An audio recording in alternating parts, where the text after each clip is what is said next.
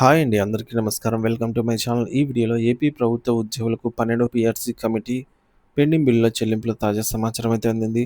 దీనికి సంబంధించిన పూర్తి వివరాలు వీడియోలో తెలుసుకుందాము. వీడియో అయితే ఎక్కడ గాని స్కిప్ చేయకుండా ఎండ్ వరకు చూసేయండి. ఇన్ఫర్మేషన్ పూర్తిగా అర్థమవుతుంది.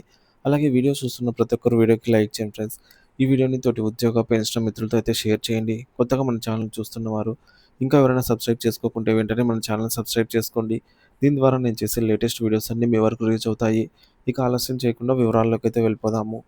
ఫ్రెండ్స్, ఇక విషయానికి వచ్చినట్లయితే ఆంధ్రప్రదేశ్ ఉపాధ్యాయ సంఘం సమైక్య ఫ్యాక్టో ఆధ్వర్యంలో అక్టోబర్ 7వ తేదీన నిర్వహించనున్న చలో విజయవాడ కార్యక్రమాన్ని విజయవంతం చేయాలని ఉద్యోగులు, ఉపాధ్యాయులు పిలుపునిచ్చారు. ఉపాధ్యాయ విద్యారంగ సమస్యల పరిష్కారం కోసం ఈ కార్యక్రమాన్ని తలపెట్టారు.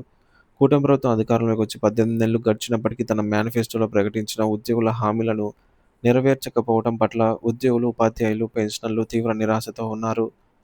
సో, వీరి ప్రధాన డిమాండ్లు ఈ మేరకు చూసుకున్నట్లయితే డీఏ బకాయిలు. ఉద్యోగులకు పెండింగ్‌లో ఉన్న 4 డీఎన్ఎస్ అలవెన్స్, డీఏ బకాయిలను వెంటనే విడుదల చేయాలి. ఈ బకాయిలు మొత్తం 10.92% ఉన్నాయని ఉపాధ్యాయ సంఘాలు పేర్కొన్నాయి. డీఏ బకాయిల విడుదలలో జాప్యం వల్లే ఉద్యోగులు ఆర్థికంగా ఇబ్బందులు పడుతున్నారు.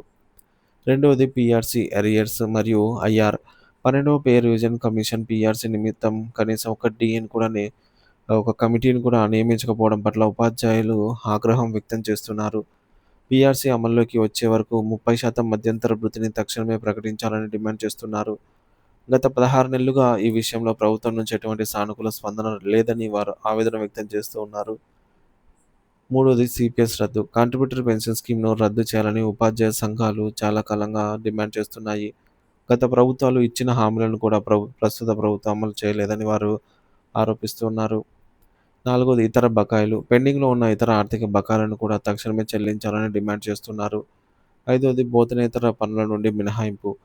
ఉపాధ్యాయులను బోధనేతర పనుల నుండి తప్పించాలని కోరుతున్నారు. బోధనేతర పనుల వల్ల బోధన నాణ్యత దెబ్బతింటుందని, ఉపాధ్యాయులు తమ ప్రధాన విధి అయినటువంటి బోధనపై దృష్టి సారించలేకపోతున్నారని వారు ఆవేదన వ్యక్తం చేస్తున్నారు.